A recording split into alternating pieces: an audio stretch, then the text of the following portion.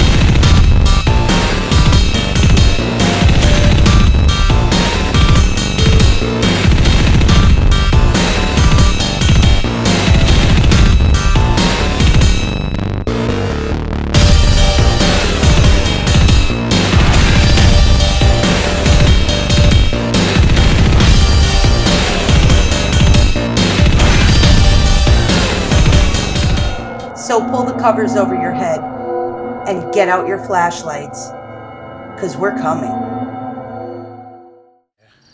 All right, guys. Here's where it begins. Ladies and gentlemen, my name is Angel, and I am here with Nicole. We are the founders of Connecticut Soul Seekers.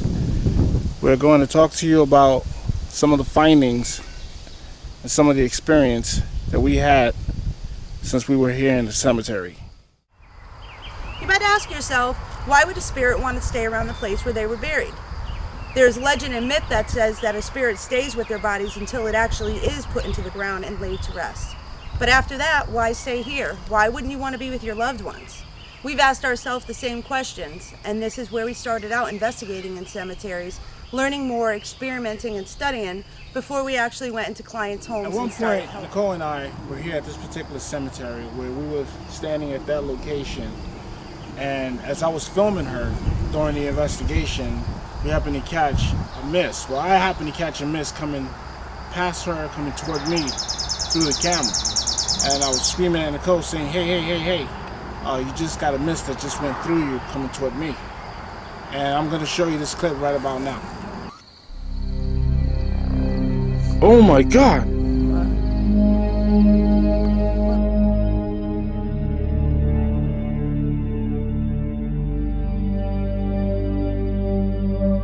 not claiming the following pictures we're about to show you now are spirits, but what we are saying is these photographs do have some anomalies in them that we were unable to explain.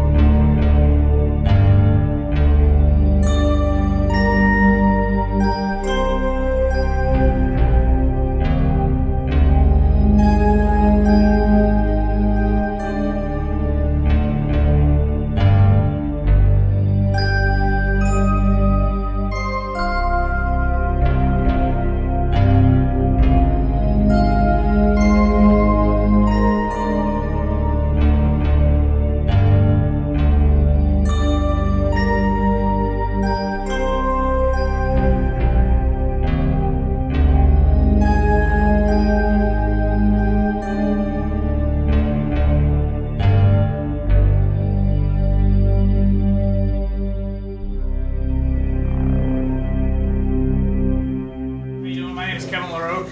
I am one of the founders of what was formerly known as Beacon Falls Paranormal Society. Due to some complications, we had to close down Beacon Falls Paranormal Society, and we ended up joining, after we closed down, we ended up joining Nicole and Angel and Connecticut Soul Seeker team. On March 17th, 2012, we went to a private residence in Naugatuck, Connecticut,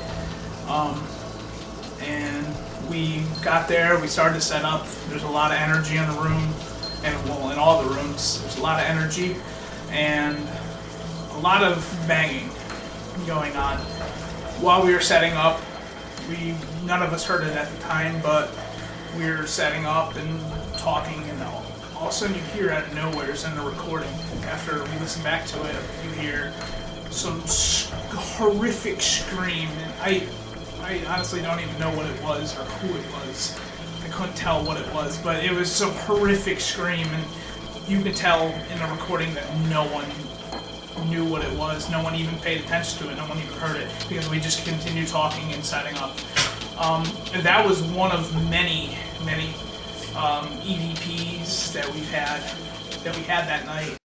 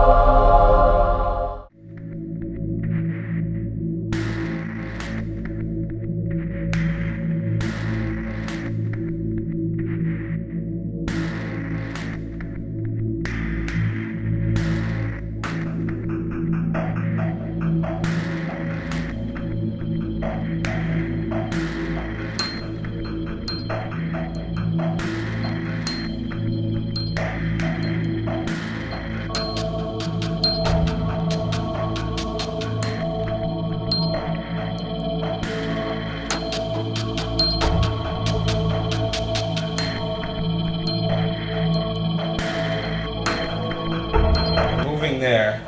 Now watch, you'll see me get the jolts, and then watch the bottom left of the screen.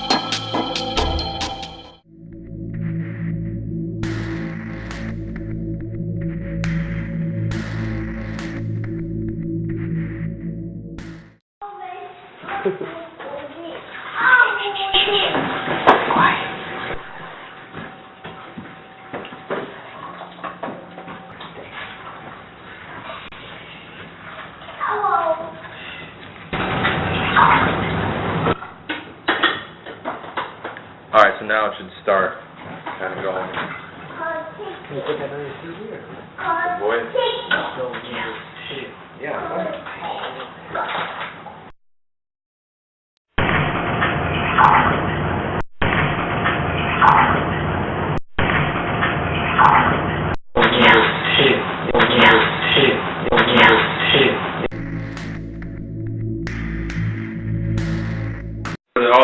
See, I don't have good speakers. It kind of sounded maybe like a growl or something.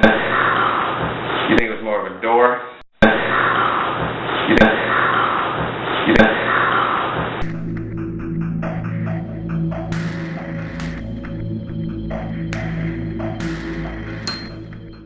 If you understood what I said, and there's someone in this room with us, can you come really close and light up these lights for me?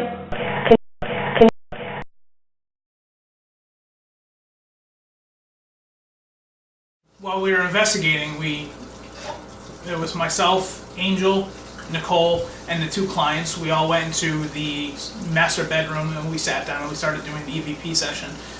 We had the K2s on the floor and we had a tri-field meter with us as well. We were sitting there, and in the other room, you literally would hear like what sounded like someone took a thick textbook and picked it up and just dropped it, and like that on a wooden floor, just flat, no bouncing around, nothing, just flat bang. It sounds very low and soft to us when we hear you. And I need to know if I need to speak louder or softer. So if you can hear me okay, and I'm loud enough, go and light up that light.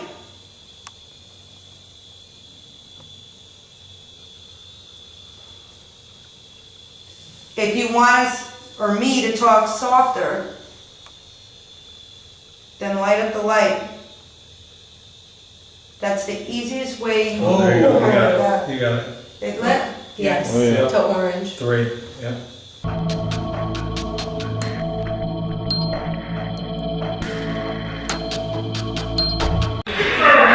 Well, what's up, David? She said she was standing right here. Right? She said she was standing right here.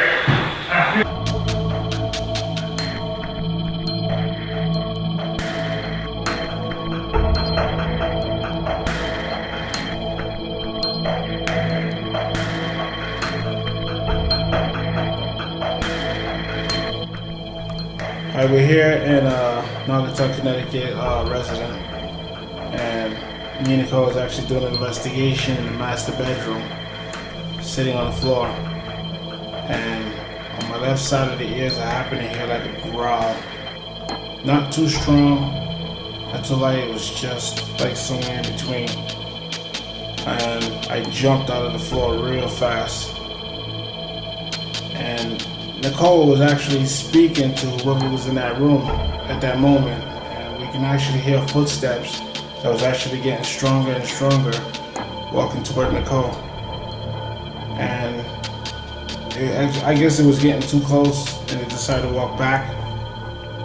And then on the left-hand side of that room, after Nicole was telling it to touch the camera, instead of touching the camera that was attached to the tripod, it touched the camera that I have in my hand right now. So it got a little confused at that moment, thinking it was the other camera or this camera, but it touched my camera instead of the camera that's steady.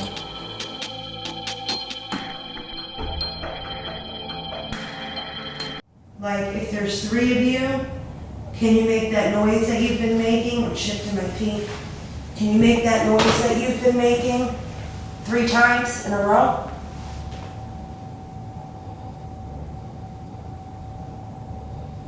So how many of you are here?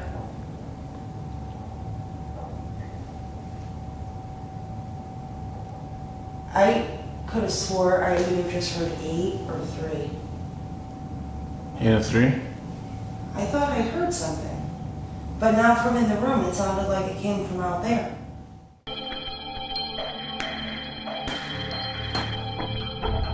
So how many of you are here? So how many of you are here?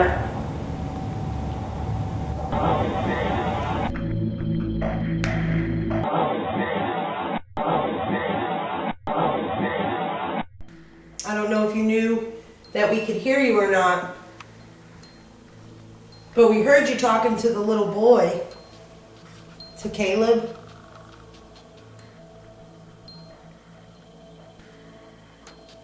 Do you like to talk to the little boy? That was 2. Take all the energy that you need and just give it a nice shove. If you hit it from the top, it'll probably fall over a lot easier. Here, does it? Yeah. Go ahead, you're doing good. Keep going. Something is standing in You that can do it. corner. I know that you can. I got goosebumps everywhere. Come on, you can do it. I know that you can do it. Take all that energy and you just give it a nice shove.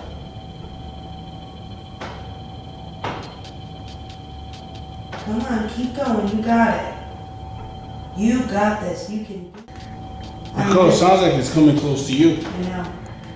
You can, and I have goosebumps everywhere. You can do this. I know that you can. You are strong enough, and I believe in you. Holy. You can do this. So you go ahead and you take all that energy that you need, and you can do it. And if you don't want us to tell anybody, Oh my God. I will not tell anybody. I promise you that. I give you my word. Just go ahead and do it. You got this. You got this. Speakers on there.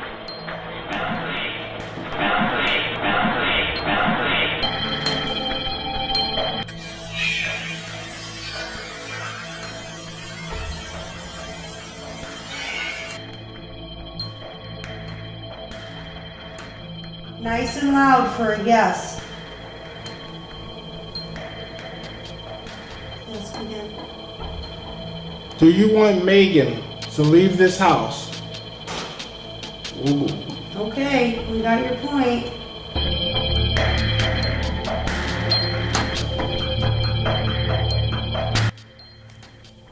Now we hear the bang in the other room, not over in here. Right? Yeah. I would really like to know who pulled the covers off of Craig and Megan while they were sleeping. I'd also like to know why you pulled the covers off them when they were asleep. You're not in trouble or anything like that. I actually thought it was pretty cool. No, it was in the other corner where the camera is. Is it? Yeah, it sounded like it came from where the camera. I thought it was pretty cool. Yeah, myself organized here. What happened? There was some shit there. What? What happened? What happened? I heard some like Did you? that was right there. Like an animal or? Yeah, like some animal. Holy shit. It was right by my ears. By your ear? I'm trying my best not to swear because I know we're trying to That's alright. but that's right there. You're trying not to swear, That, but it was like at your ear height? yeah, right here in my left ear. Almost like it was like this. Really? Like a little growl. And that was weird because you know what? I didn't hear anything. You didn't hear anything? That had to be meant for you to hear because I didn't hear anything at all.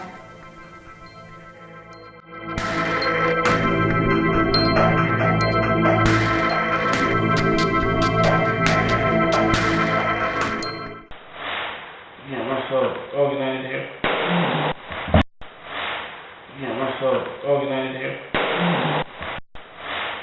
Yeah, myself organized here.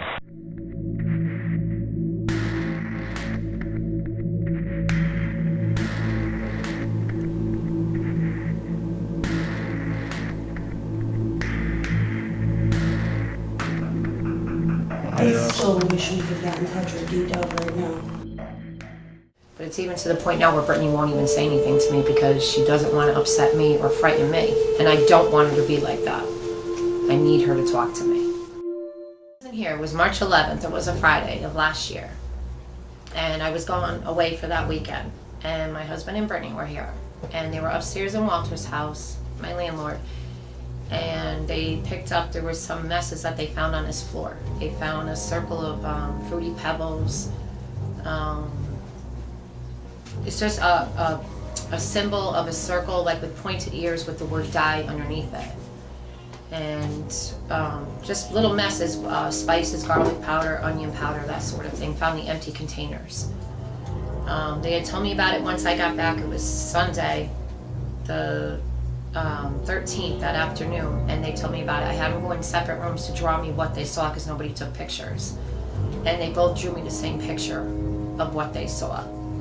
And from that point on, there were messes starting upstairs, and the landlord, barbecue sauce all over the house, smashed eggs, deodorant sprayed in his container of pills, cat food thrown all over the place, toothpaste or whatever all over the ceiling, paint all over his door, the kitchen table, his clothes, all over his appliances, but Wesson oil all over the floor. With an obituary card in his Bible turned upside down with the picture of the cross on it turned upside down and pages ripped out. And I brought his Bible downstairs and kept everything downstairs. And one night going out to walk the dog and came back in, and I noticed his Bible had more pages ripped out that were out by my front door. And I started to question things. And that's when I went back up in the attic and I started asking more questions, and that's when we realized that whatever was going on upstairs was now downstairs. Because it left a message on Brittany's bedroom wall saying, "She's mine, join me and you will die dawn." And that night that we found that message on the wall, that's when Brittany went to go use the bathroom, and I thought it was taking her a little long. And when we opened her bedroom door, she was standing in front of her mirror and her eyes were completely black. We didn't have any more written communication, but we would have cat litter made into circles or paint made into circles. If I played music, the tape cassettes would come flying off the shelf.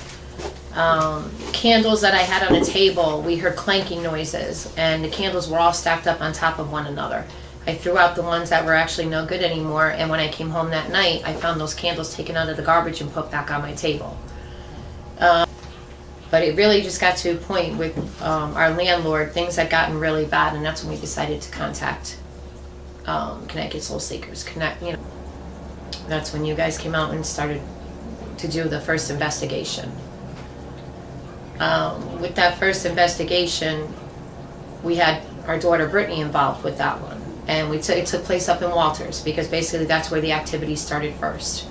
We went upstairs in the attic too and asked questions and did a little bit of investigating in there. But mostly what was picked up on was when we had the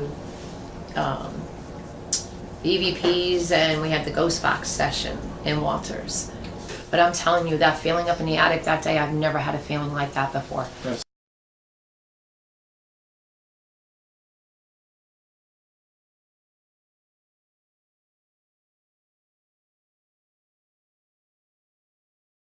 Because that's what you look like right now. You really do. You look like a coward.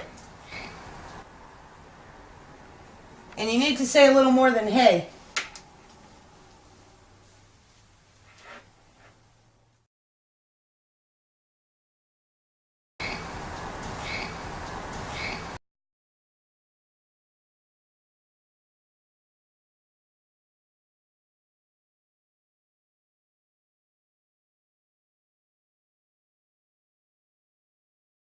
How about this? You know everybody's names here. I'll tell you again. You have Nicole, Alec, Angel, Walter, Brittany, Dawn, and Rob. Can you say one of our names?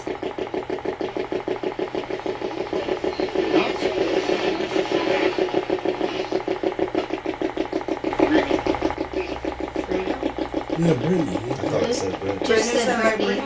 Yeah. Okay, it sounded like Brittany to everybody. Can you do it one more time for me? I won't ask you again. Okay, thank you. Do you like Angel?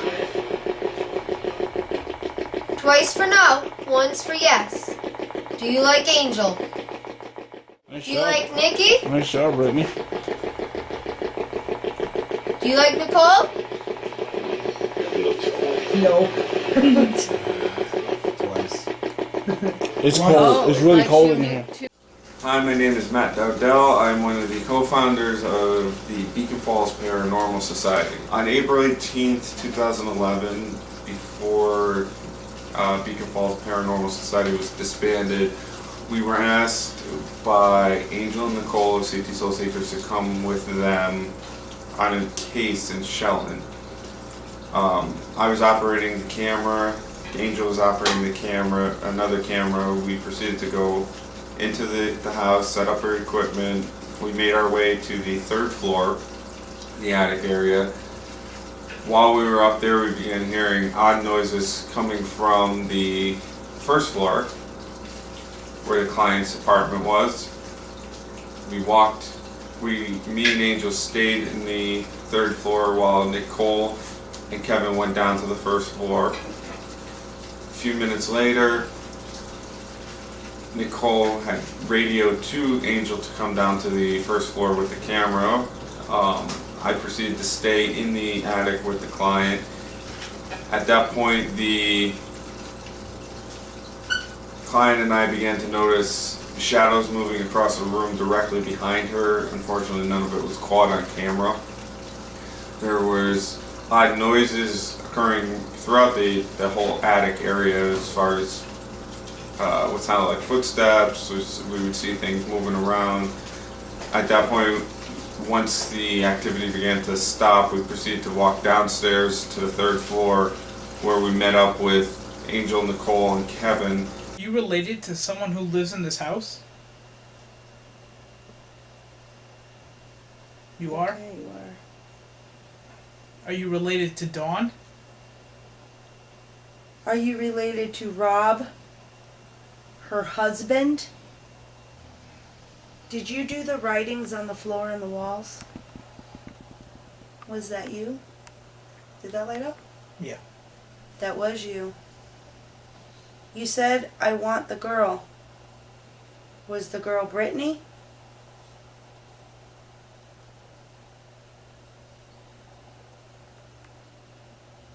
Was the girl Dawn? Yes. It was. Do you feel let down? Ooh, thank you.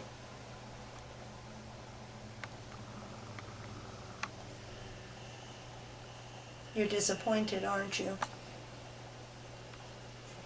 I know, I feel you. Are you? Can you go back and light that light up again so we know you're still here? Can you please light it up? That was me.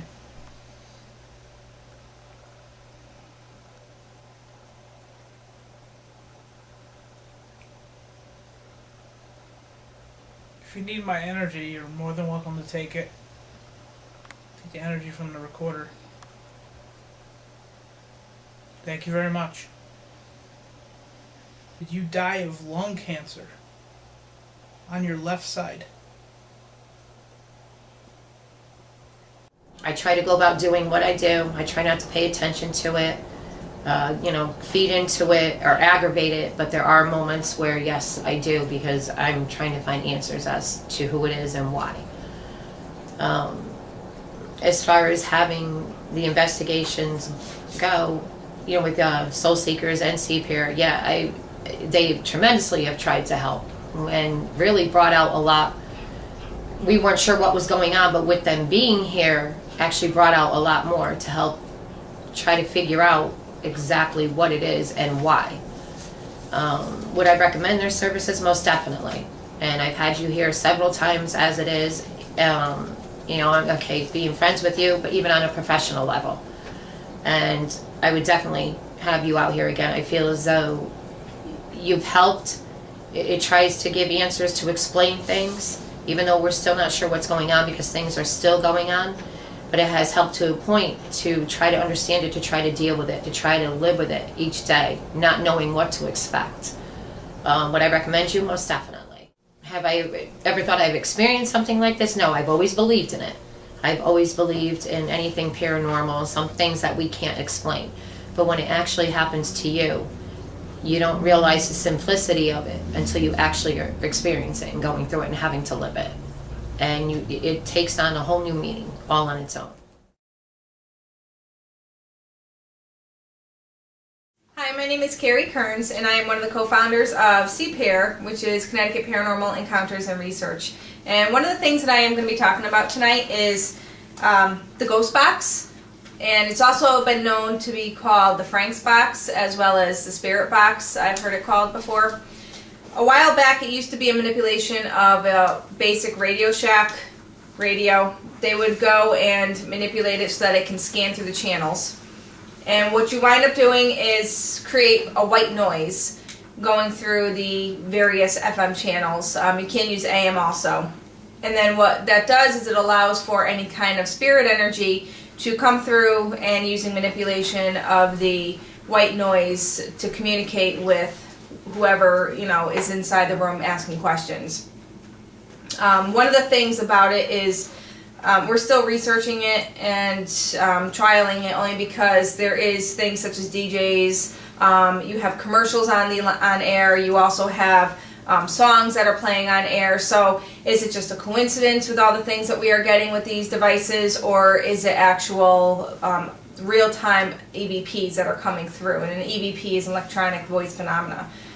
It's where you are actually able to hear a voice that you can't hear with your audible ear, but if you're using something such as the spirit box or the Frank's box or the ghost box, you're actually able to hear at that time. With the increase in the interest in the paranormal, you no longer need to go and purchase a Radio Shack radio and go online to figure out how to manipulate it and stuff like that. They actually sell devices now that go and cycle through the FM channels. There were a few cases that we actually did using the spirit box, the ghost box, and we actually had quite a few interactions. All the sessions that we have recorded, they were done here in the Connecticut area, on some of the cases here in Connecticut. And what we'll do is we'll go ahead and we'll show you some of the clips that we have.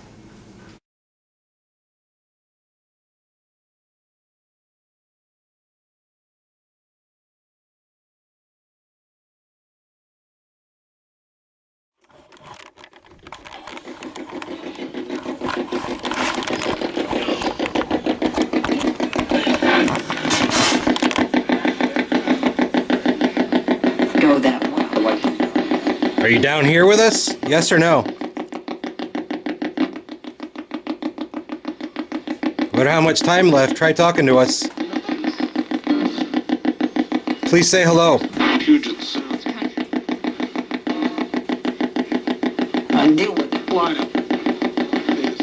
Can you say hello nice and loud so we can hear you?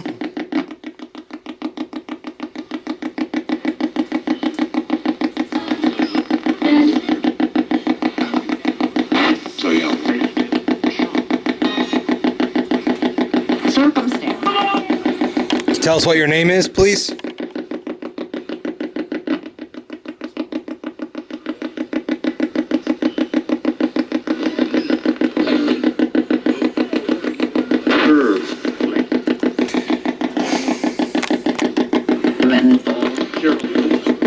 Can you say Mike? Leave.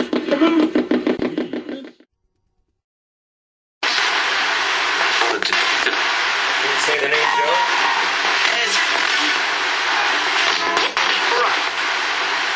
Say Joe.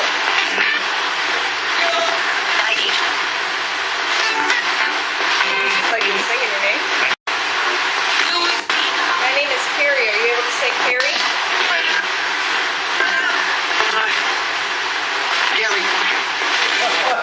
Wow. Who's the owner of this house? What was he saying? Another thing too, though, with the ghost box, just to be cautious with, is that you are opening a way of communicating with spirits, and it's very important that when you're finished with the session that you do tell whatever spirit you are communicating with that the session is ending and they need to return wherever they were coming from, so that this way you don't bring in anything that was not initially there.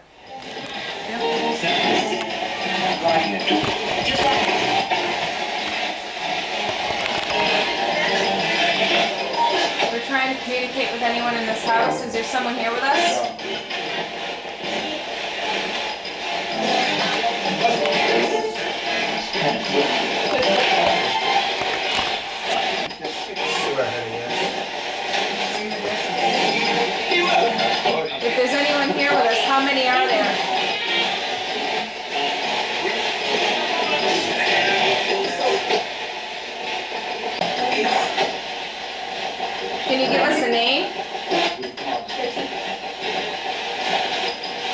Did you hear Jesse? Can you repeat what your name is again? Jesse, right? Did you hear that? How old are you, Jesse? Did you hear 8? I heard 8, yeah. Really clearly, yeah. Can you repeat your age for us?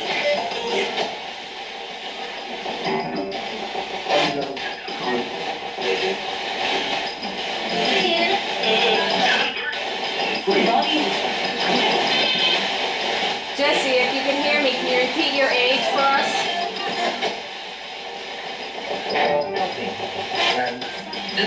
I thought I heard a 10 that time. I don't know, I hear a couple different numbers in there. We're trying to talk with only one person. Can only one person come through?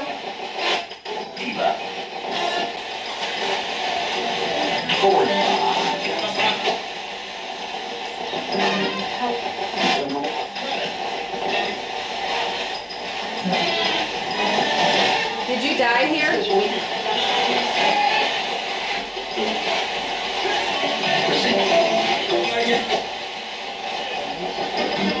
Jesse, are you still here with us?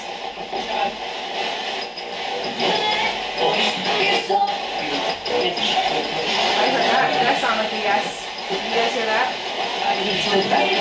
Did anyone else hear that?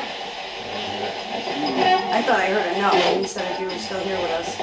Can you repeat that? Are you still here with us?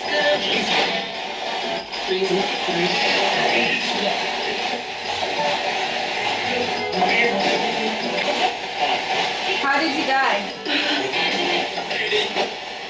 Did I just say murdered? I heard, yeah. I thought I just heard something say murdered. Did you hear that? Thought I heard something. I thought I just heard you say murdered. If you were murdered, can you say that you were murdered again? I just heard it again. You did hear it again? Yeah, I heard it. It's going with them. Yeah. What device was used to murder you? Knife? Oh, did you just hear that? Clear. What did it say? It said knife. That was so Did you guys hear that? That was really clear. Is this a bad neighborhood you live in? Sound like no. No. As soon as it said no, the lights went up on that K2 too. Just a yes or no answer. Do you know the person that murdered you? Yes. I heard that. Do you have a name? Can you tell me a name of the person that murdered you?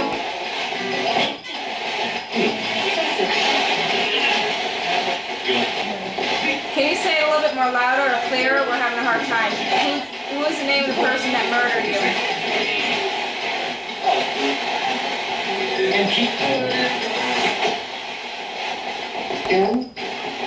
Let's say Joe.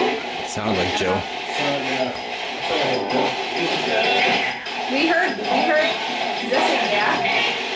Joe? It said something, yeah. Is there Joe? If Joe is the person that had murdered you, can you say the word Joey? Can you say Joe again?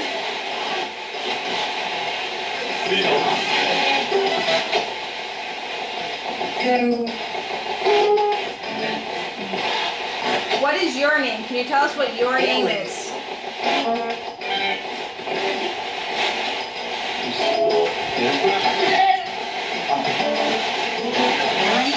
What'd you get?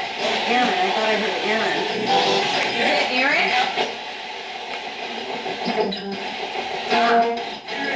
Tom. Aaron? Yeah.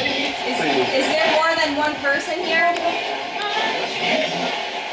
Is that a uh-huh? I think I heard you. As you can see, we were able to get some interaction on some of our cases with the ghost box. And you could also see how difficult it is to try and understand or pick out the words that are being said, the phrases that are being said, with all the other talking and everything that's going on that's coming through the regular radio stations. If you are interested in this and you want to know more about some of the cases that we've had with it and some of the findings that we've had, or if you just have any other questions about this, you can visit us at www.ctss.org. cpairgroup.com, or you can also visit the Connecticut Soul Seekers site at ctsoulseekers.com. Hi, my name is Mike LaFera, and I'm the co-founder of Connecticut Paranormal Encounters and Research. I've been into the paranormal now for about 13 years. I want to talk about some of the different kinds of pictures that you want to look out for when you're taking photographs. There's a couple of different things you have to look out for when you're taking photos. A lot of people get pictures of what they call orbs. Now, a lot of times orbs are not paranormal. About 99% of the time, orbs are nothing but dust, bugs, or condensation on the lens or in the picture. A little piece of dust that you can't see with your naked eye can float in front of the camera and you'll think it's an orb. This isn't the case. What else you gotta look out for in photos is something called matrixing. Now, matrixing is kind of like looking up at the clouds and seeing a dinosaur up in the clouds. The same thing you can get by shooting into a window with the camera. Any kind of like reflection or smudging in the window will cause you like a ghost face to appear in the window. So make sure, I don't know, just stay away from the windows because you don't want to shoot towards that. Now, when taking pictures outside, especially during the winter, it's very important when you're taking the photo to hold your breath, because then you can get a nice mist formation when you're breathing out. When you take the picture, it's going to come out all white like a mist. So make sure to hold your breath while you're taking the photo, or else you're going to get a nice mist, and you don't want that. You can see the formation of a woman possibly holding something, or maybe with her, you can see kind of on the top what looks like her hair maybe. It's up to you to decide. We can just present it to you.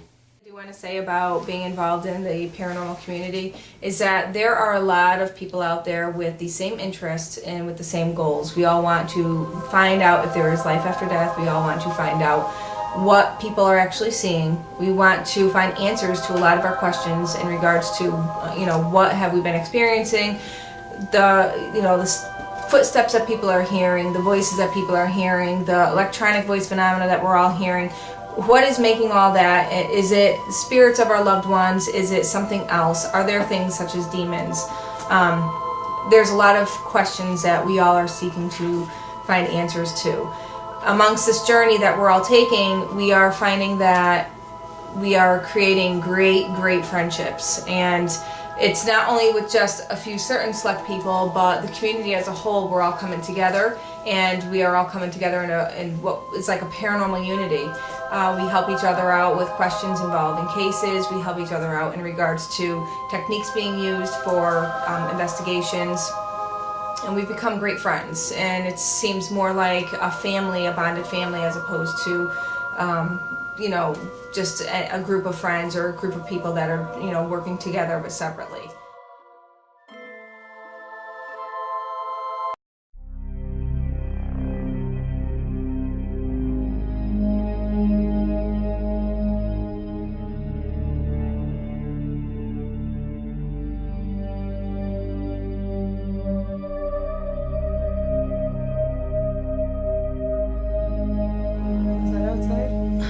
That's what I'm saying. I heard it again. It's like a. Yeah, it didn't sound. And really, it's 10:30. The kids are usually all in the house by now. Yeah. I could have swore I heard it though. Oh my God! What? Swear on everything that means anything to me. I thought the cat was over here. You just got touched? I saw it just right here. So look, for the record, I swear on everything that's ever meant something just touched me. Kids are so anxious to know, and they've been asking me to let someone do this for years, Would you like to show yourself to us? Did you do that? No, I didn't do that. Well, if the spirit's around, the animals are very... Right, yeah. So, say, they all react different. Did you guys have a dog that died here or something? Because there is a dog spirit here. Yes. But it would have been low to the ground. Shenanigans. My mother ran shenanigans over. Hello everyone, my name is Angel. And I'm Nicole. We hope you enjoyed the first episode of Our Haunted Lives. All the cases that you just saw are real cases and real people. That's right. We also like to have a little bit of fun on our investigations as well. And even when we're not trying to, things just seem to happen. So check out our gag reel. And we hope you tune in next time to our haunted lives. Sometimes it's not always things when you're doing an investigation as far as paranormal go that can scare the living hell out of you, and here's a clip of pretty much exactly that.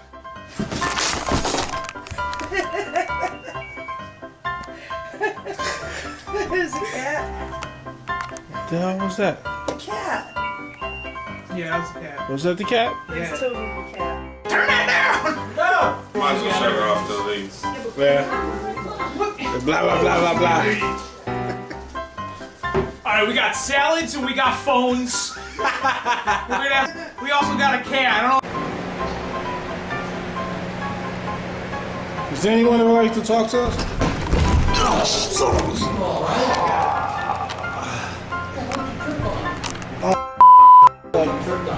You alright? I must have tripped on something here. Yeah, there's a little indentation here on the floor. Got it? Got it? Yeah.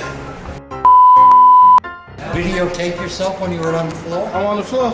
I got a picture of it. Hi, my name is Mike Mafera, and I am one of the co-founders of CPAIR, Connecticut Paranormal Encounters and Research, along with Carrie Kearns. Why did you just do that? You did like a Ace Ventura. Stop laughing! As you can see, this is dust. You got it, you got it, you got it, you got it. Say something like, oh, Look at my fro! that fro. My name's Angel, and I'm a paranormal investigator. It was really interesting to have him show me what him and his father was doing, and using devices such as the voice recorders and video cameras and just regular cameras to try and catch equipment out there.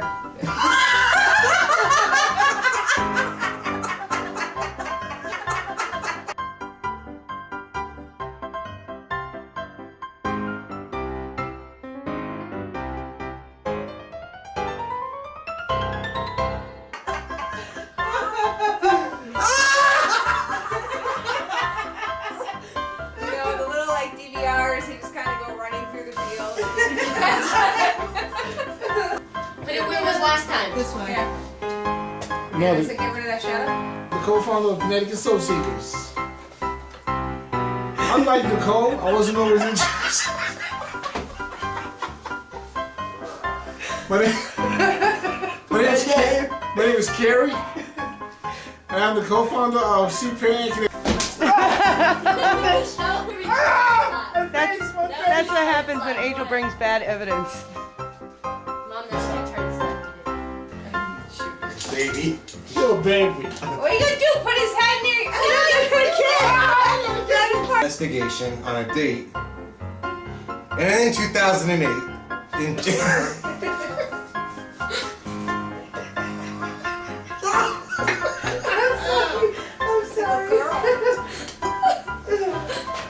That's Mike's paranormal voice. There's a little woman inside. examples of what is. I said I'm Mike. I'm Connecticut. He said, "Oh, Mike." Oh, Mike. Oh, voice. Mike. I'm sorry.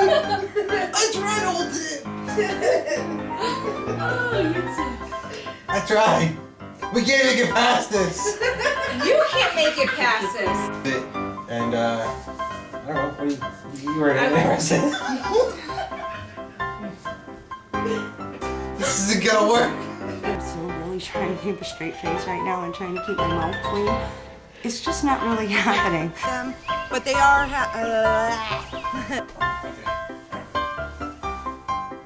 Hello everyone, my name is Angel. And I'm Nicole. And we are We're the paranormal.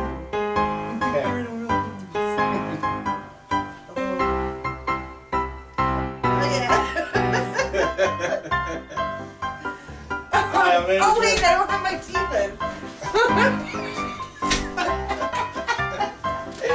Like, so what do you think about orbs? You guys probably know what they by now. Hi,